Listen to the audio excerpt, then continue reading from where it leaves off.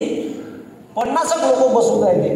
Sir माया ह्या problem आहे, sir जिल्हा परिषदेची भरती नाही झाली, सर माया गावचा रस्ता नाही झाला. त्याला घेऊन कलेक्टर ऑफिसने 6 वाजता कलेक्टर ऑफिसमध्ये. तिथून आलो, घरी येतो, फ्रेश नाही होतो, पुन्हा संध्याकाळच्या बॅचला जातो. संध्याकाळची बॅच घेतली का लगेच मी बाहेर गावात दौरे मारायला जातो. तिकडून येतो 11-12 वाजता, जेवण करतो, पुन्हा त्या पोट्याला घेऊन बसतो. म्हणजे स्वतःले, पण आजकाल कसं आहे, लोकांना स्वतःला आळशी करून घेतला आहे. तुम्ही काय करता, तुम्हाला एक लक्षात ठेवा, जर तुम्हाला यशस्वी व्हायचं आहे तर तुम्हाला संघर्ष करावा लागेल.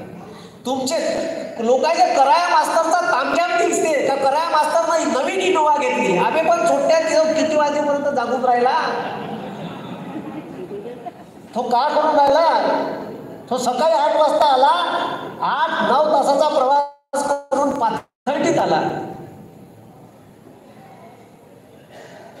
आता एवढं इथं शेड्यूल बिझी आहे. ते जयंत पाटील साहेब आहे, कम्युनिस्ट पार्टीचे, शेतकरी कामगार पक्षाचे.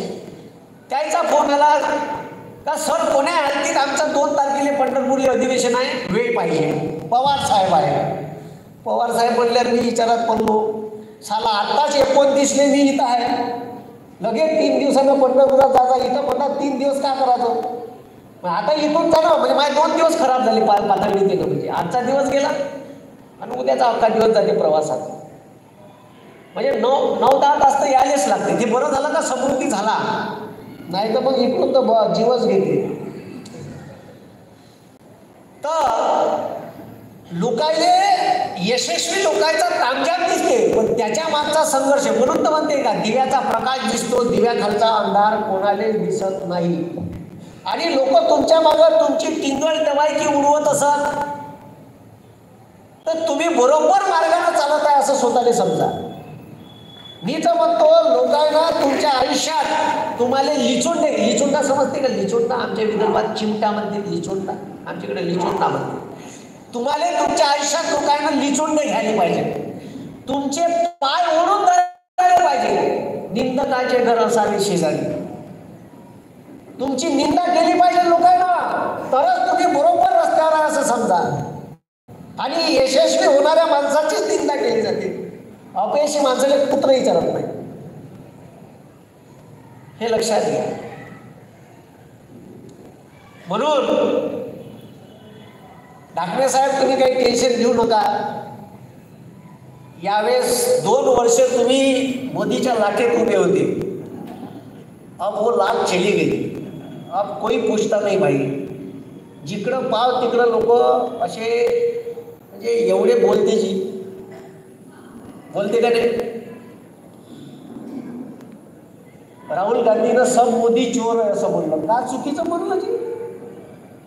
तो ललित मोदी IPLचे पैसे घेऊन पळाला, तो नीरव मोदी चोट्या साऱ्या लेखांना 11,000 करोड गेले आपले, बँकेत डुबून टाकले. काही चुकीचं नाही बोललं. आणि मी एवढं बोलतो तर तुम्हाला सांगतो, या देशाच्या संविधानानं या सत्तेत असणाऱ्या लोकांवर चुकीच्या धोरणावर टीका करण्याचा अधिकार भारतीय राज्यघटनेच्या कलम 19 नुसार दिलेला आहे. आणि त्याचाच वापर मी करून राहिलो. आणि मी काही कुणाच्या बापाला भेट नाही, कारण मायाबापानं एकच शिकवलं, मायाबाप खासदार नाही, आमदार नाही, पण मायाबाप इमानदार आहे. आणि ते इमानदारी शिकवली म्हणून एवढं ठसकीनं बोलता येते. आणि मी तर वाट पाहून राहिलो का ईडीची धाड माया घरात एखाद्या डाव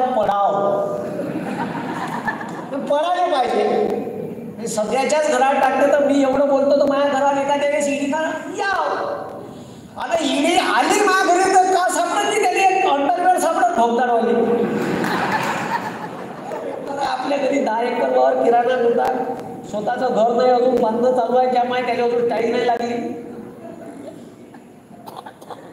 म्हणून मी वाट पाहून आलो का ईडी फिडी एखाद्या असं यावं बा. आमच्या घरी येते टाकायचा बा, एखाद्या घरी कास्तकाराच्या घरी टाक, त्याची चौकशी कर किती कर्ज आहे तर त्याच्या उरात.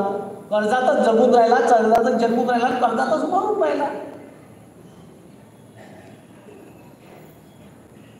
आणि तुम्हाला सारे लोक येईन. आता बरेचसे इथं पालक आहे, तुम्हाला मी खरंच सांगतो, सारे लोक म्हणते आपला पोरगा डॉक्टर झाला पाहिजे, इंजिनियर झाला पाहिजे.